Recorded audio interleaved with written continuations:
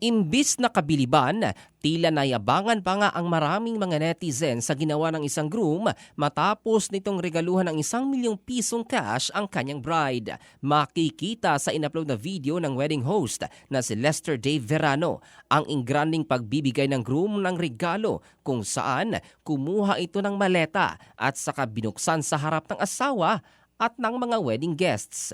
Inilabas at inilatag sa sahig ang tig 1,000 peso bill, ngunit ilang mga netizen ang hindi natuwa sa ganitong klaseng regalo sapagkat ayon sa kanila, money talks, wealth whispers. Hindi na umano kailangan pang gawing carpet ang pera at ipakita sa publiko ang sandamakmak na kayamanan na maaari naman umanong passbook o ATM na lang ang ibigay.